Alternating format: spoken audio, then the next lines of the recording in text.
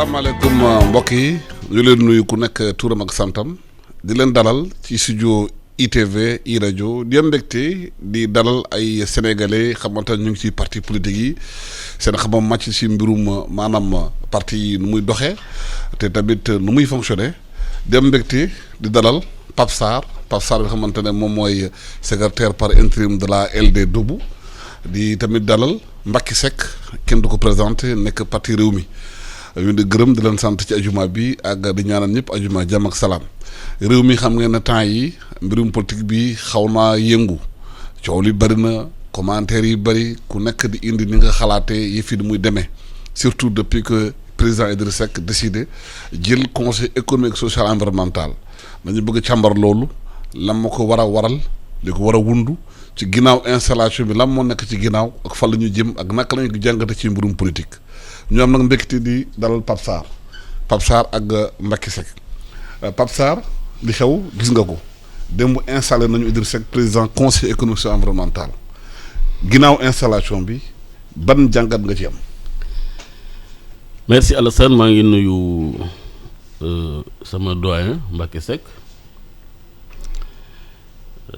nga xam ne lu bëri daf ñu boole on a le même métier mu nekk sama doyen de travailleur social ensuite sunu génération ñoom ñoo xawoon nekk suñu grand tuuti yàlla dogaloon nag moom moo doon jiite instance bi nga xam ne moo nekkoon instance réceptacle de la jeunesse sénégalaise ñu koy wax conseil national de la jeunesse du Sénégal. mu def fa liggéey bu am solo daal ñu déglu aussi parce que dañu féete woon opposition mais on a toujours dans le respect des principes ku ci nekk li ñu la dénk on a toujours être en parfaite intelligence. ba léegi dañu garder relation yooyu. macha allah. alors nga laaj ma laaj bu am solo je crois que li xew ñu ngi ci politique bi Sénégal il y a dafa am ay famille politique dafa am famille libérale dafa am une famille de gauche social-démocrate autour du PS ak AFP mais aussi am une famille de gauche d'extraction marxiste-léniniste nga xam ne ñun par exemple ci foofu lañ bokk mënuñu leen reprocher ñoom ñi nga xam ne ñoo bokk gis-gisu àdduna ñu jokkoo di waxtaan ngir defar seeni pexe boo xoolee sax à part analyse politique bi du loo xam ne nii ñun daf ñuy yitteel parce que seen mbiri kër la mais ñun gisewuñu ñoom ni ñu gisee de manière respectueuse mais également de manière ferme li ñuy def foofu noonu du loo xam ne nii ñun daf ñu soxal boo defee taxaw seetlu tey pour ñun en tout cas pour organisation de gauche ci famille bi nga xam ne ci la ñu bokk suñuy priorité du ay combinaison politique au sommet aujourd'hui priorité Sénégal mooy gouvernance bi te loolu je crois que am na ci loo xam ne ni ñoom dañ ko d'accord ak ñun il faut que ñu xoolaat suñuy ressources naturelles naka lañ koy gérer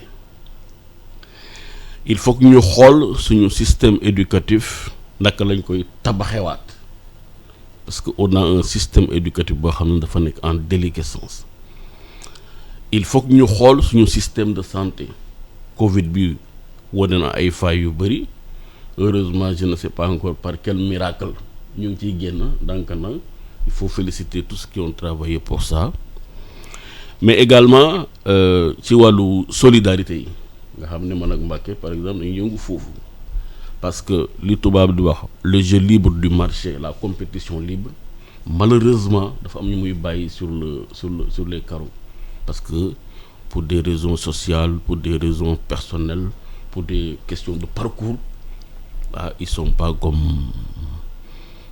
comme le Sénégalais moyen nga xam ne mënoon na boppam loxoom jot na ginnaawam donc c'est li ñu koy wax ces filets sociaux là aussi il faut que ñu gëstu ko mais surtout jamono bi li xew di immigration clandestine bi vraiment jar na réew mi mu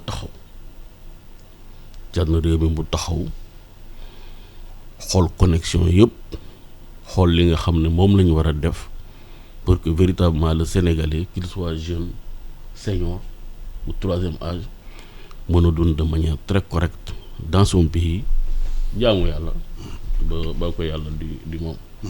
Mbacké ce président duggaat na parce que ñoo yéen a gagné woon élection 2012 bi ngeen ànd ba ci kanam après ngeen génnaat ñëwaat ngeen ci régime bi ci pouvoir bi Sénégalais yu bëri nee nañu comprendre duñu dugg génnaat bi li ko waral parce que leader expliqué na raison yi ko tax a dem expliqué na pandémie situation politique bi situation internationale bi waaye ba léegi am na Sénégalais xamante lu convaincre la nee nañu ay combinaison ngeen nekk ci da ngeen di baara yëgu nguur gi.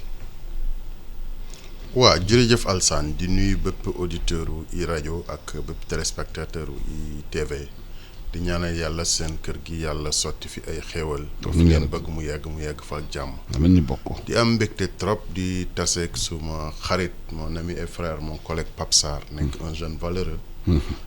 nekk travailleur social comme man corps bu jafe il faut ñu defar le plaidoyer pour notre corps d'origine. parce que dëkk bu nga xam ni dafa bëri ay problèmes sociaux ñi formé pour ñu régler ko il faut ñu jox leen seen cër. mu nekk aussi jàmbaar parce que dafa màgg ci champ politique bi ba yegg fii mu yegg. te ba mu ciy toll xëy na ku mënoon immigré la wala comme man. mais dañu préférer toog liggéeyal suñu réew. di respecter nag trop opinion am parce que opinion bu nga xam ni ça ne vient pas ex nihilo dafa jaar ci formation jaar ci parcours. ba mu nekk opinion bu dëgër bu solide di rafetlu aussi sa liggéey parce que depuis at yu bari macha allah sur le paysage audiovisuel sénégalais tout le monde donne du respect à Alassane Samba Diop. donc kër goo nekk rek dafay crédible. jërëjëf merci. li xew fan yi andi coow lu bari du lu bees Sénégal acteurs politiques yi tase liggéey du lu bees Sénégal am na sax dëkk yu ko def tradition soo jëlee xëy na exemple Israël am na ñu mu dul neex. mais dëkk bu nekk ci espace de crise la ñoo dàqarayante seen biir ñoo dàqarayante ak yeneen réew yi mais bu temps politique bi jeexee dañuy nekk ensemble pour jëmale kanam seenum réew. ba def ay miracles dans le désert ba mu nekk à la pointe de la technologie et des industries de défense xëy na nag peut-être du exemple pour ñenn ñi mais mën nañu ko jox rek pour wane que bu crise amee nit ñi dañuy dajaloo. day nekk instinct grégaire nga xam ne day dajale nit ñi dajale seen doole dajale seen xam-xam pour romb espace temps de crise boobu et du guléet ñun bi ñuy nekk jeune comme il l'a évoqué on se souvient que Ablaye Bathily était dans le gouvernement Idriss Seck mi était dans le gouvernement man bi may nekk conseil économique et social jeune je me souviens en tant que ministre du commerce il avait fait l'objet d'une saisine ba ñëw def fa communication.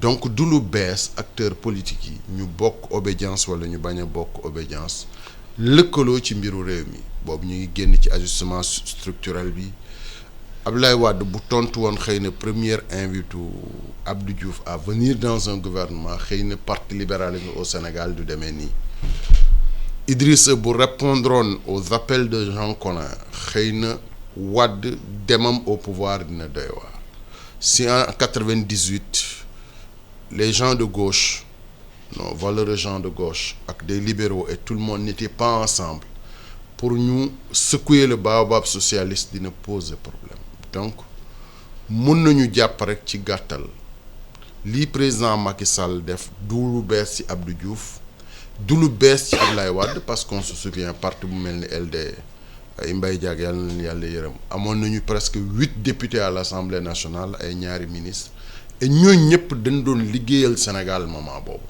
te xëy na kenn amul woon sañ-sañu wax combinaison politique c'est des acteurs de première importance jógewuñu Burundi jógewuñu Rwanda ay Sénégal lañ màggee fi am fi teraanga nga jàng fi ku ci nekk nga nekk ci biir Sénégal identité remarquable peut-être politique suñu nekkee ensemble kenn mënu ci dara seen rajo bi sax bi ngeen koy sos di ngeen jëli ay identité remarquable des médias de partout pour faire ce cocktail qui aujourd'hui fait le bonheur des Sénégalais donc ci politique bi ñu nekk crise bi ñuy dund ñëpp xam nañ ko bi firnde bi gën a ndaw rek mooy immigration clandestine bi mu évoqué la dernière fois ñu doon wax mbiru immigration clandestine 2007 la 2007 ak 2020 fukki at ak ñett la lan moo fi dégradé wu ba tax ni xale yi ñàkk yaakaar bi ñu amoon à l'époque ñu nekkaat ci lu mel noonu ba dem dee moo leen gënal toog dund ay problématiques yu ñu war a wër la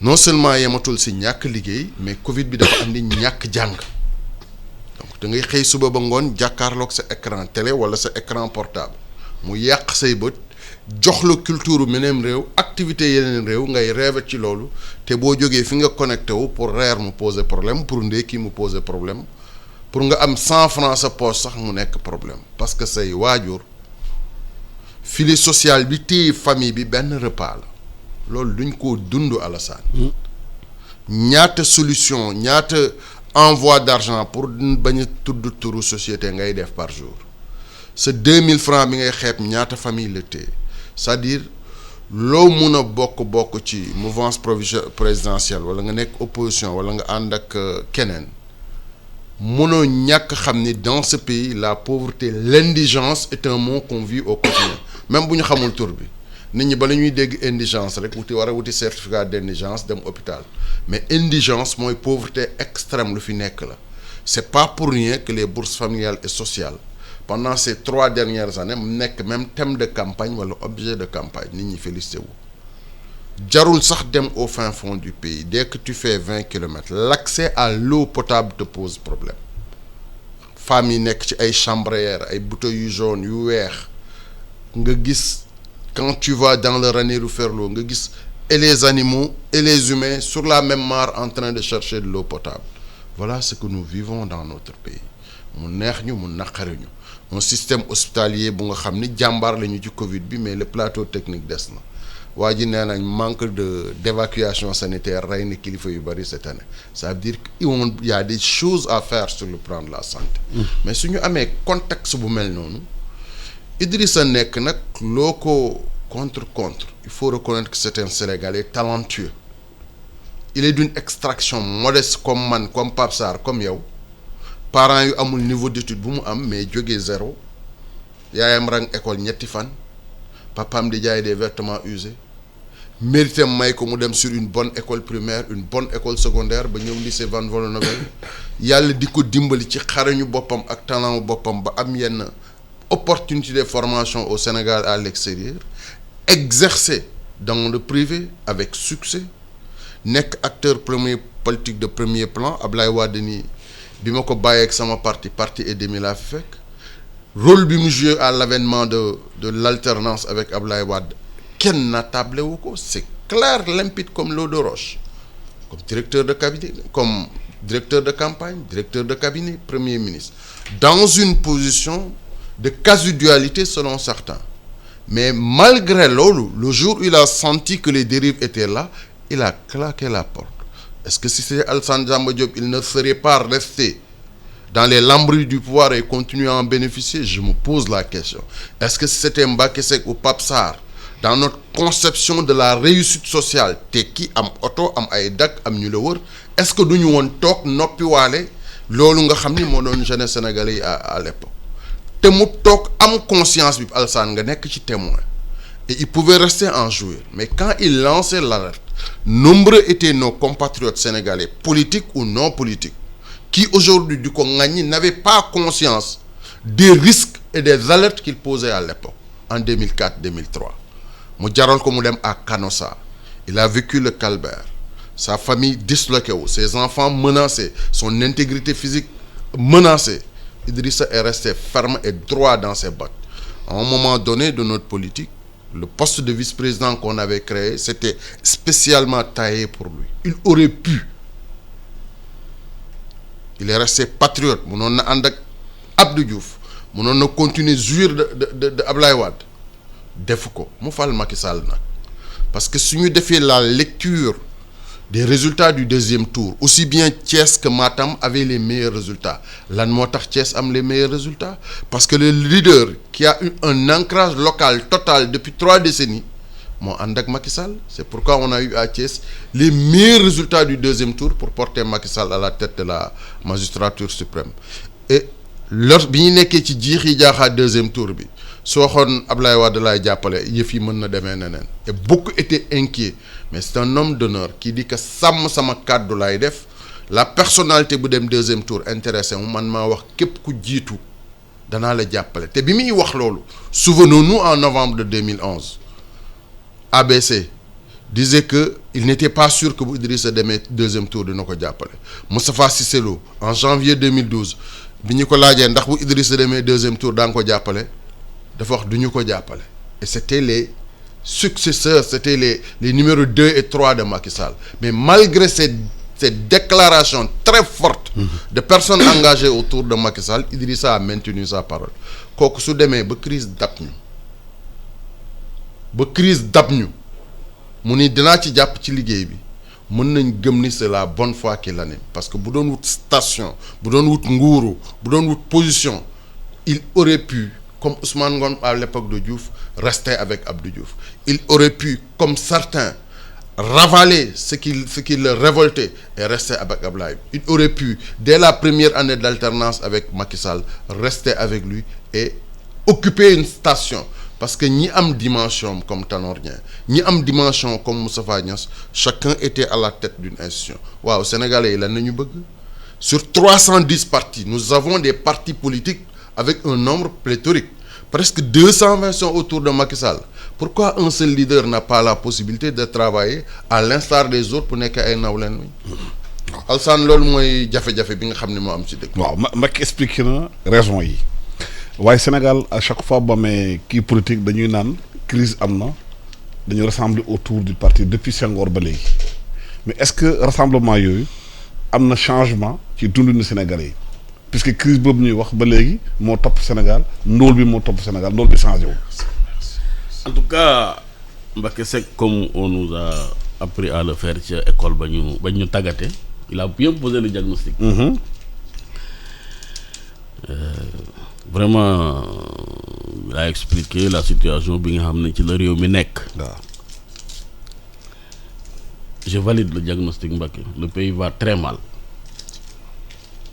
Et il faut effectivement que tous les patriotes, pour ce qui nous concerne, tous les progressistes, se mobilisent.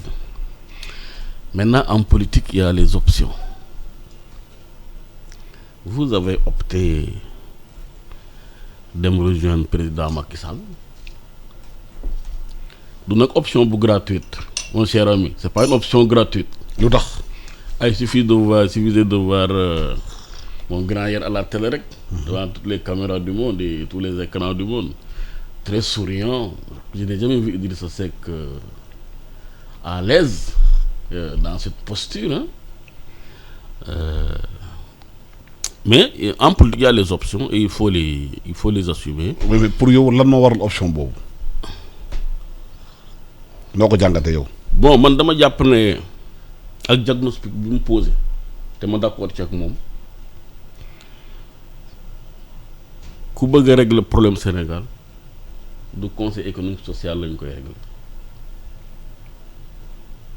foofu dinañ wax dinañ bind aéroport moom xam na ko sax moom daan na fa nekk il nous a représenté là-bas. Peut-être 1 ou 2 mandats je crois. 2 mandats. Pratiquement. Il sait de quoi il s'agit. Mais en tout cas, depuis Abdoulaye Wade, moi je n'ai pas vu à quoi cette institution a servi. Institution boobu comme yeneen naataangoom yi mu jox les ténors qu'il a cités, c'est quand même 30 milliards de francs de notre budget qui sont consacrés à entretenir une clientèle politique autour de Moustapha Niasse. À entretenir une clientèle politique autour de Tanor aujourd'hui, paix à son âme, aujourd'hui autour de Aminata Mbengue Ndiaye. Et bien entendu 30 milliards autour du nouveau parvenu le mentor de mon ami. C'est 30 milliards fanweeri milliards nga xam ne dañ koy xel dépenser chaque année pour caser une clientèle politique boo xam ne ay rapport lay génne may laaj Sénégalais yi rapport yooyu kan moo ci gis boppam est-ce que le pêcheur gis na ci boppam est-ce que waa Hann comment t'appelles la Beekeeper c'est comme ça la baie de Hann. la baie de Hann est-ce que yéen gis ngeen seen bopp ci 30 milliards yooyu nga xam ne dañ koy utiliser pour entretenir ay clientèle politique mais des hommes yoo xam ne ni bu ñu la defoon tey la liste bi Alassane da ngay jommi am na ñu doon wax naan réew dañ koy pencoo duñ ko pàccoo. Momar Samb. kooku tey Idi mooy patron te ñu bëri ñu mel ni moom ñu ngi foofu ñu casé leen di leen fay gracieusement bien nourri bien entretenu ñoom ak seen njaboot mais sur la balance lan la ñu indil askanu Sénégal ça quand même c'est une moi je ne suis pas dans la posture de condamner les options. mais xam nga Mbacké expliqué na Mbacké je suis dans la posture de dire que. waaw mais Mbacké Seck expliqué na sànq. à chaque fois qu'il y a une crise il y a eu des gens qui sont entrés sortis du gouvernement. yow nekkoon nga LD balaa nga dugg LD dugg yéen tamit bi Abdoulaye Wade nekkoon fi ak dugg ngeen ci nguur gi damay laaj ci Sénégal yi ñuy déglu tey combinaison yooyu ngeen doon def yéen politiciens yi est-ce que am na du change ci réew mi am nañ ci résultat. dafa am benn borom xam-xam Platon nee na le contexte est l'âme des choses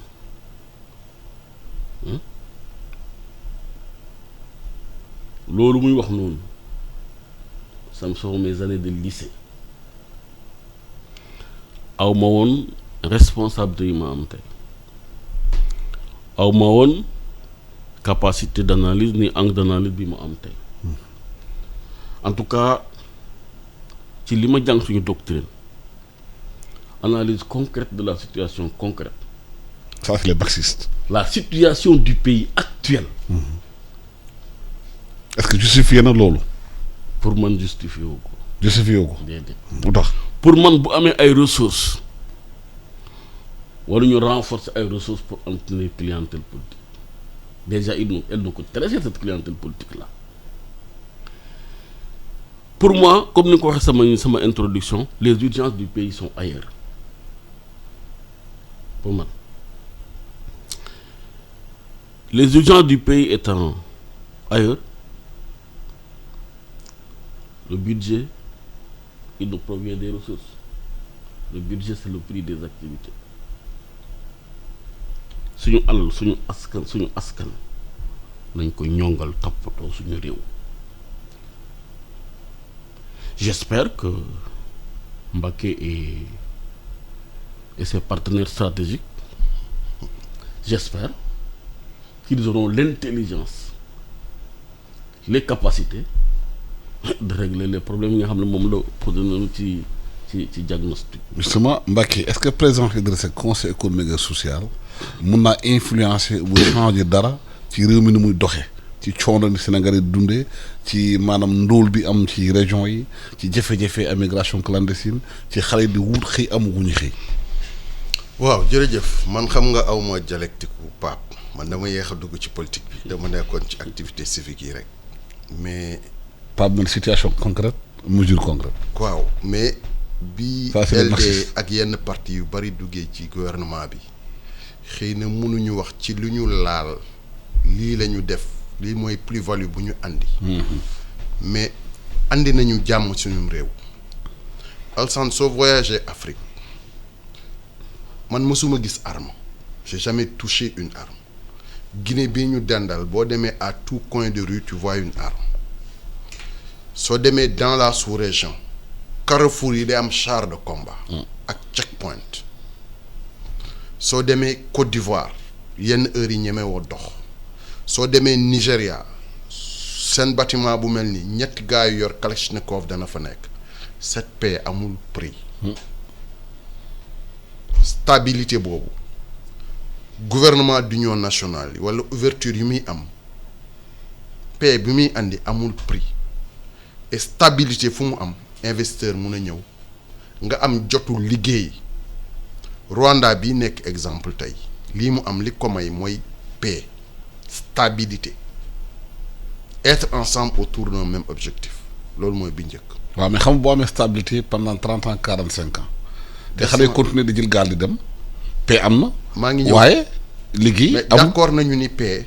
waaw ressource de première catégorie la. waaye il faut mu am impact. maa ngi ñëw ci conseil économique et social. bi ñuy nekk xale booy jàng service éducation civique les institutions yi ñu lay jàngal conseil économique et social daf ciy ñëw te ñun ñii ñëpp suñu école primaire dans les années 70 60 la donc lu yàgg la. système des Nations Unies dafa am benn chambre bu tudd ECOSOC am na conseil économique et social donc système des Nations Unies am na ko dëkk yu mag yi am nañu ko Sénégal war na ko mun a am lan mooy conseil économique et social et environnemental béréb la bu nga xam ni dañu fay waxtaane mbiru dëkk bi ci wàllu koom ci wàllu nekkiinu nit ak ci wàllu alam bi waxtaan yooyu mënut a ñàkk parce que dañuy wax dëkk bu tas ñàkk waxtaan moo ko tas alsaan bu ñu yàlla mayee soo génnee fii demal bibliothèque u conseil économique et social moi je lui conseille nga xool seeni avis di nga gis profondeur bi ña nekk ci commission ba étudier n'importe quel sujet c'est des gens crédibles yoo xam et profondeur analyse bi dina la waar c'est-à-dire nit ñi sénégalais yi xamuñu lan mooy conseil économique et social ba ñu yokk ci environnemental tudd na conseil économique et social tudd na conseil de la république yokk nañ ci tey environnemental mais président bu ñëw ci ñi am nag ba léegi conserver nga loolu parce que gis nga njariñ ba ci composition bi nit ñi xamuñu ñan ñoo fa nekk sa collègue Diatou Cissé Coulibaly loo ko contre mën na métier am na fit doyen Bathily bi nekkoon CESTI j'étais avec lui membre du conseil économique et social donc SYNPICS day am représentant cinéastes yi dañuy am représentant pêcheurs yi mu doon wax sànq Samba Gueye était longtemps le représentant des pêcheurs Mamadou Sissoko avec ses bonnets et ses vax en wagos tout le monde a su que cet homme pendant des décennies a bien représenté le monde paysan. Alelo, un des icônes de la décentralisation était membre de ce conseil économique et social. Man dans ce conseil laa côtoyé Abdoul Mbaye fa laa côtoyé le directeur de la banque centrale du Sénégal BCEAO xaw moon sax ndax nit kooku existé na Alassane Ouattara mii yore Côte d'Ivoire tey ñëw na fa ay audience où on l'entendait sur la politique monétaire ouest africaine donc une chambre pareille dirigée par des hommes de qualité composée par des hommes de qualité su joxee avem sans contrainte parce que suñu problème mooy député du président la ñuy wax nangam du président tu es sûr qu'il va voter dans ce sens mais Alassane Samba Diop ku la yóbbu conseil économique et social amul ministre buy toog sa kanam ba doo ko wax li nga xalaat. mais boo defee avis yi te avis yi duñ ko jëfee. non ban njëriñ lay am. avis yi danañ ci jëfee lu bari man ci li ma gis service civique national bi ñu koy relancer dafa nekkoon objet de débat avis mooy xelal ku nekk si ñun y compris Pape Sarr ak yow ak man. ci liggéey bii ngay liggéey. am nga sa benn grand wala sa benn jigéen boo naw xalaatam tu lii saa yi loo xalaat ci lu. jàmbaar man kat lii mooy sama affaire bu la joxee sa xalaatam. nga jëfe wala nga ban a jëfe mais dina réveiller benn affaire si sa yow conseil économique lu mel noonu la si problème bu sénégalais bi am mën nañ ci waxtaan léegi nag canal de communication bu bees bi ñu am mooy Idrissa Seck c'est un homme bu nga xam ni côtoyé na longuement le président Macky Sall ils ont ensemble créé l'alternance dans ce pays ils ont géré ensemble aujourd'hui ñoo àndaat di liggéey am des relations de confiance entre eux même si à un moment donné les points de vue ont été divergents si se retrouve man gëm naa ni ñi xamante ni ñi tàmmee liggéey ak ku nekk crédit bi nga jox sa morom je pense que mun na nekk njëriñu Sénégal choix nga amoon dans Rewmi pourquoi nga wax sama chargé de com na Mbacké Seck ñëw parce que am na loo xam ci man xam nga ni man du ma ko raayal comme Pape Sarr on fait un diagnostic concret sur une solution concrète te circonstances yi du ma wax loolu lu ma xamul.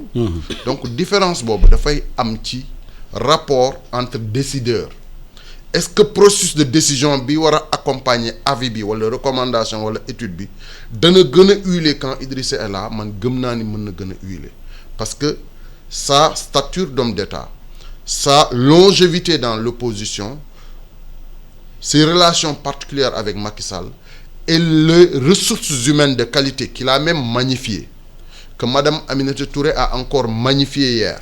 yi nekk biir conseil économique et social suñu àndee mën na jural njëriñ Sénégal ci wàllu xalaat parce que nag souvent nit ñi dañuy wax est-ce que suñuy décisions gouvernement sont bien encadrées mais suñu amee ressources humaines yu ñemee wax lu xew ci accord de pêche exploitation pétrolière bi nga xam ni depuis 3 ans ça pollue tout est-ce que pollution ba fay jógee ñeme nañ ci wax à cause des gains yi war a ñëw mais soo amee quelqu'un comme Idrissa qui premier ministre a survolé les carrières de Thiès pour dire que lii mu ngay yàq mais ku ñeme défier Wade dans toute sa puissance wax ko li nga wax du noonu tëjoog moom palais 7 heures de temps mais soo jàkkaarloog président Macky Sall soo àndee xalaat bu baax porté par des citoyens objectifs ñeme nga wax ni nii lay demee décision ma nag président moo ko moom parce que moom la ñu fal vision am la ñuy appliquer mais ku xam station présidentielle effort yi ngay def pour yegg fa foo gisee xalaat bu baax di nga ne xalaat bi moo baax. dégg nañu démb Idrissa Seck wax ba 2035 bi dafay méngoo ak plan bi ñu def mooy plan Sénégal émergent am na ñu xalaat xëy na station bi mu nekk Idrissa Seck foofu ci conseil économique social xëy na mbirum troisième mandat bi ñuy rumandaat xëy na du am mun na am Idrissa Seck ak Macky dañuy lëkkaloo pour que su Macky demee Idrissa mun a remplacer comme ni Abdoulaye da waxoon libéraux yi nekk 50 ans au pouvoir.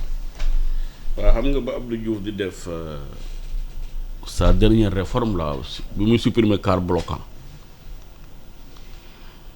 Abdoulaye Wade daf ko ne président boo tëjoo sa palais say conseil def say mathématique da nga war a xam ne man maa ngi def samay mathématique Ablaye Bathily mu ngi def ay mathématiques am Amath Dansokho mu ngi nekk def ay mathématiques am mu ne ko yàlla ci boppam mu ngi def ay mathématiques am et on a vu l'issue bi ñu def réforme jour bi ñu ko adopté ci la Abdourahim Agne wax ne nous sommes partis pour diriger le Sénégal pendant 50 ans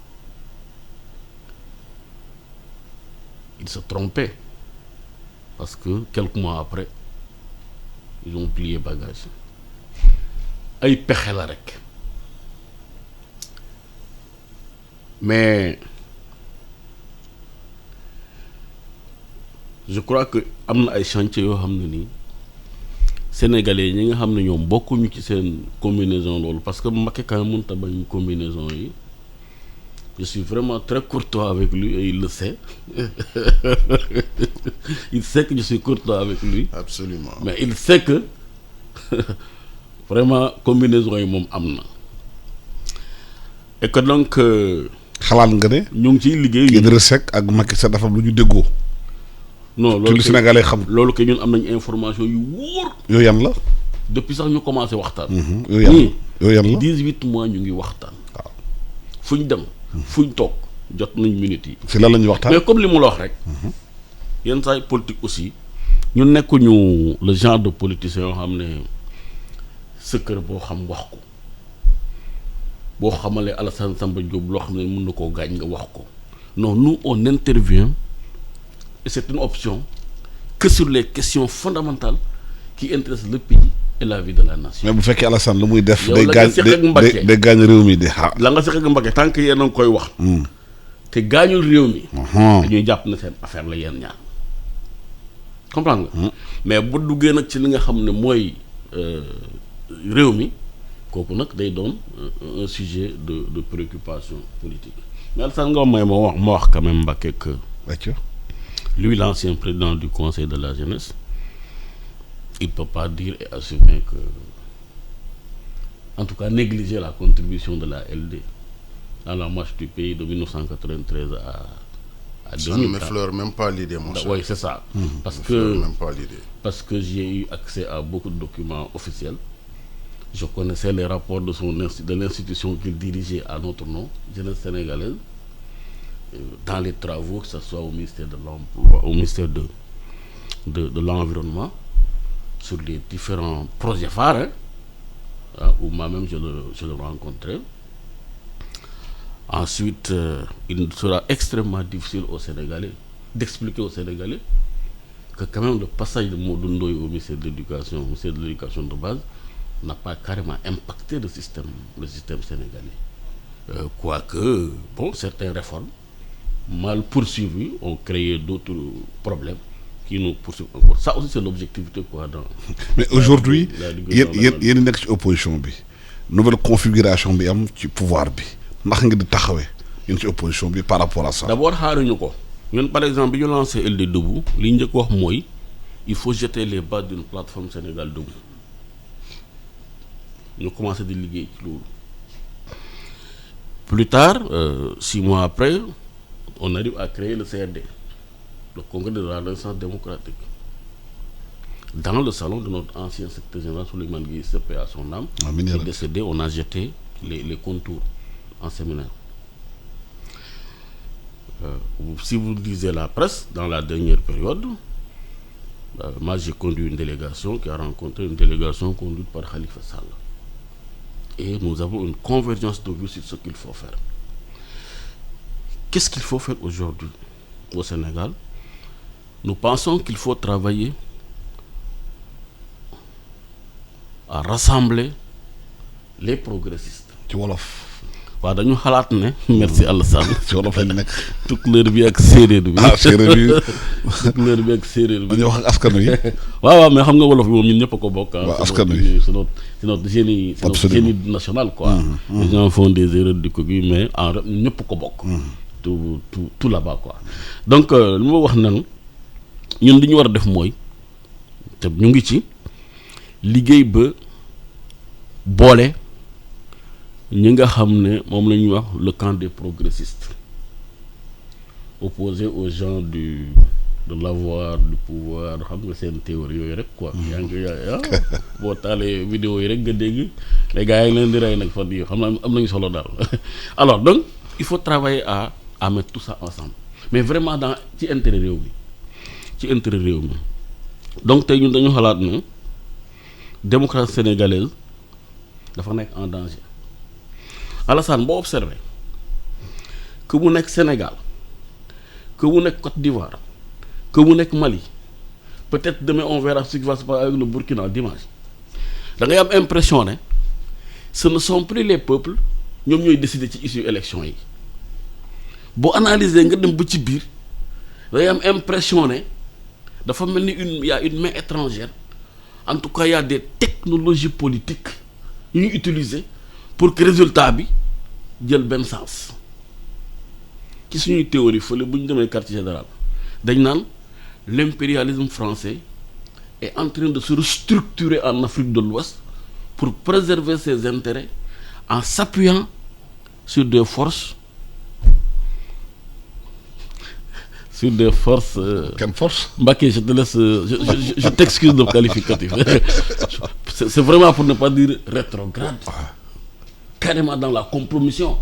Alors donc ñun dañu war a organiser sunu camp pour faire face à ça. Alassane, dans ce pays-là dañu xeex pour que micro bi mun a am.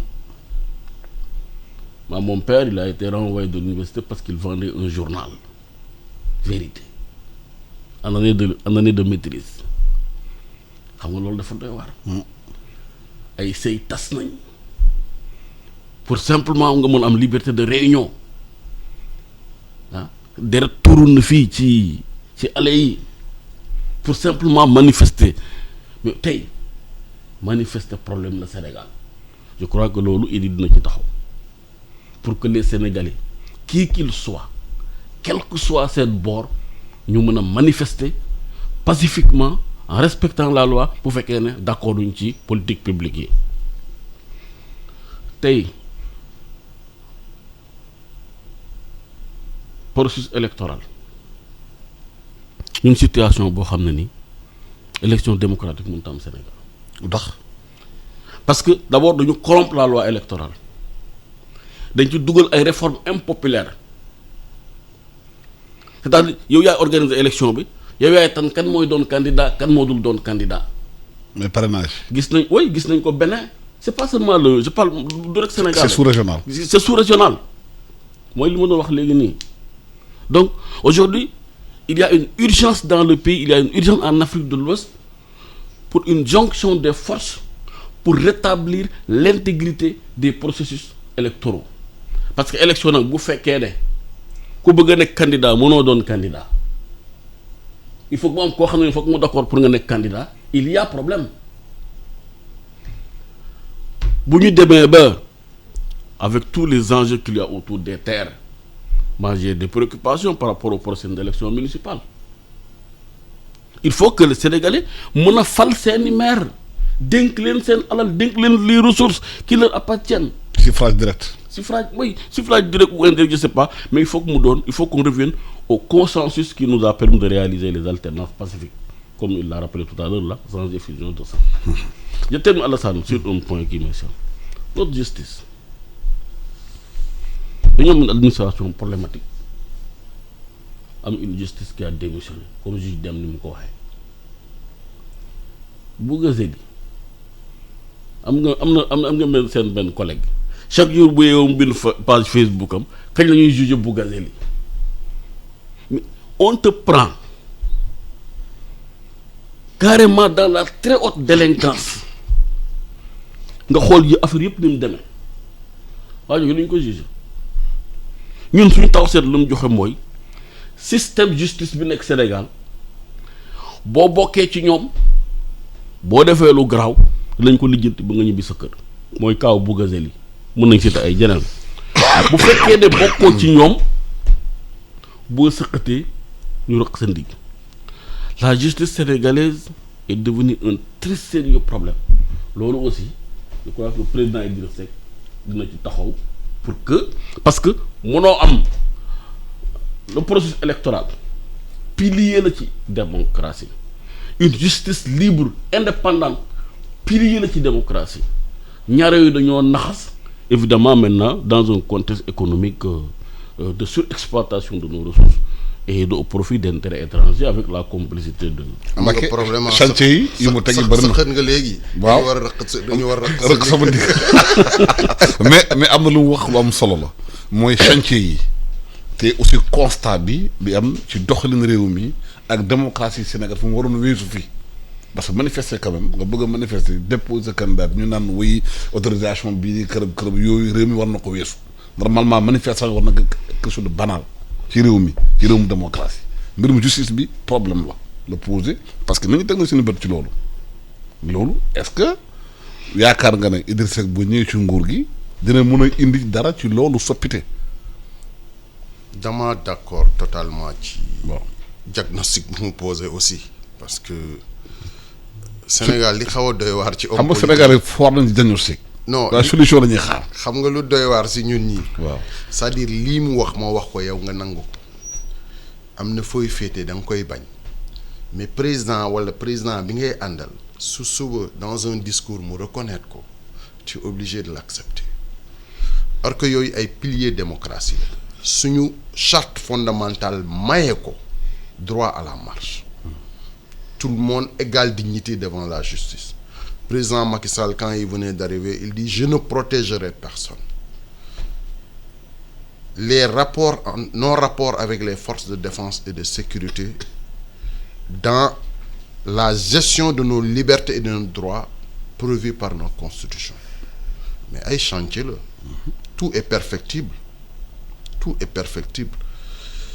Li Pape Sarr ñeme wax ci micro man ma ñeme ko wax ci micro sur les 52 ou 53 pays africains mais sur les 40 boo ko waxee doo fanaan sa lal. doo fanaan sa lal. waaye mais réew mi war na mu ëpp jéego yi. tout est perfectible mooy dox jéego yi nga xam ni war nañ ko def teg ko ku ci ne bay sa waar ñun ñi nekk ci mbedd mi di xeex pour mën a am un environnement sain. mais il faut ñu am fu ñu mën a déggee su nekkee mën naa bañ a xeex parce que man beeda aan boobu ngay wax dem naa fëgg buntu Aminata Touré mu recevoir ma man ak waa Mbao waa Thiaroye waa Yarax toute cette zone ñu wax librement. Idrissa ñëw na fa ñu yeggoon ak Aminata Touré dañuy jéem a yegg fu gën a sori mën a analyser projet bi ci contour actuel am est-ce que ni ñu ko tëggee léegi dëppoo na ak ñun ni ñu ko bëggee est-ce que bu ñu ko jëfee li muy yàqu du ëpp li muy defar am nañu sañ-sañ boobu nañ ñu bàyyi ñu continuer ko am c'est-à-dire li ñu suñu xeex may nañ ko continuer conserver li nga xam ne nag suñu constitution may nañu ko te jot ci jafe nañu fexe ñu jot ci. war na Macky Sall war na Idrissa war na ma war na la parce que population peuple bi tax ñuy def li ñuy def li muy soxla kii décider daf ko war a déglu jëfee ko fu ñu toll. waaw ci mbirum justice bi nee na xel yi di commencé na tey ci ni ñu koy yoree na muy doxe ku mu am ndey ku mu amul ndey boo nekkee si ñoom boo defee as dara ñu xool la génne ci yëf yi pour nga échapper boo nekkul seen biir ñu rëkk sa ndigg. mais loolu élément de révolte la luy andi bañ la ak révolution ci mbedd mi soo xamee ni man ak Alassane Samba Diop bokkuñu traitement mais élément de révolte la comme ñun pays bu pacifique la ñu bëgg danañu fexe disparité yooyu am ak aspérité yi am ci suñu justice suñu éducation suñu santé ñu gome ko ba ce pays où il fait bon vivre du point de vue climat du point de vue paix mais que sur le point de vue de la justice de la santé et de l'éducation Sénégal nekk loolu mu nekkoon au début des années indépendance ñëpp di ñëw di formé wu investisseurs yi mën a ñëw en toute sécurité xam ni la loi va les protéger qu'on a une justice impartiale qu'on a une justice libre dans ses jugements et dans l'exercice du droit loolu ñëpp a ko bëgg Idrissa ci loolu lay taxaw parce que man ci discours am yi ma dégg muy wax depuis 15 ans man xaw ma Idrissa quand il était dans l'exercice du pouvoir j'ai vécu avec Idrissa dans l'opposition mais ci ay discours am ak ay pratiques am mais loolu laa ko dégg muy wax tout le temps mais libérez-vous tekki leen takk yi dindi leen fi jafe-jafe yi li leen yoon may jël leen ko man loolu laa xamee Idrissa il nous a appris à extraire la peur dans nos poitrines et loolu bu amee ci population bi ci citoyen bi mais on va obliger la justice à exercer réellement la justice en toute impartialité Pape am na yu nga xam ni c'est à vie kenn mënu ko nangu su nekkee ay nit ñooy nangu na saxal justice bi alors que la loi leur permet d'appliquer la justice dans toute sa rigueur mais il faut ñu am ay nit yu leen ñeme wax li ngeen def jaaduwul Idrissa war na mën a bokk ci loolu war na ko mën a faciliter. waaw ba sànq Pape nee na dafa am ay combinaison yu am diggante Idrissa Seck ak Macky Sall te discours Idrissa Seck démb dégg nañu wax 2035 te 2030 dafa méngoog PSE bi est-ce que 2024 Idrissa Seck dina ko candidat pour la présidentielle. xam nga ñun ci fi ñu nekk nii vision président Macky Sall mi nga xam ni moom la population sénégalaise yi jox seen wóolu. mooy appliquer sa vision et son programme soo ñëwee di liggéey ak moom tu es obligé de s'inscrire dans sa vision et dans sa façon de faire et ses stratégies nga jëm ci andi nag ta touche personnelle amélioré ko fi ñu toll nii daal Alassane Samba sans être dans des réponses alambiquées wala dans la langue de bois lu ñu intéressé fu mu ne nii mooy naka la ñuy travailler pour saafara jafe-jafe sénégalais yi dans les meilleures conditions ci espace temporel bi nga xam ne dinañ ko ànd ak président Macky Sall loolu daal mooy suñu objectif premier au niveau de Rewmi qui est un parti encore indépendant même suñu leader bu duggee ñun aussi dinañ am sañ-sañu dans nos prises de décision internes dans notre appréciation de l'actualité politique nationale fu ñu ci toll mën a wax ak moom mu déglu ñu. mais amul waxtaan ba ngeen am seen leader ak président. mais ay kilifa toujours dañuy waxtaan dans la marche de cette maison am na nooy waxee ak Mamadou Ibra Kane doo ko waxee ak notre ami Sène qui est là parce que am na top management loolu ñëpp a ko nangu dans toutes les sociétés y compris chez toi am na looy waxtaan ak sa soxna doo ko leneen membres yi duñ ko xam am na fooy tolloog sa waajur sa frère ak sa sœur du xam loo leen di wax ak waajur. non sauf que fii réew mi la. mais ñëpp a ko bokk. mais waxu réew mi différence waxu réew mi mënul nekk sur la place publique. parce que foo toll rek am na niveau de confidentialité bu nga xam ni li ngay génne dans l'espace public ak li nga xam ni day rester confidentiel nit mën na ko nangu xel mën na nangu ancien premier ministre ak ancien premier ministre chef de parti arrivé 2 fois deuxième aux élections présidentielles ak le président de la République suñuy waxtaan mu am le sceau du secret man awma technicité wu mes anciens amis de la LD ñoo xam ni bu ay nit waxtaanee mën nañu am minute waxtaan bi ñoom am nañ technique yooyu am nañ formation bi man amuma ko sénégalais mooy amuñu ko nangu naa daal que kumpa moo yore kër te kilifa yi li ñuy waxtaanee mën na nekk kumpa mais na nekk kumpa bu nga xam ni njariñu Sénégal rek moo ko lal. parce que moom LD Debout la bokk ñun 2006 2007 la ñu Idrissa doon woo Sénégal Debout 2012 ñu woo ñu servir le Sénégal 2019 mu woo ñu Sénégal d'abord ci loolu la ñu nekk ba léegi.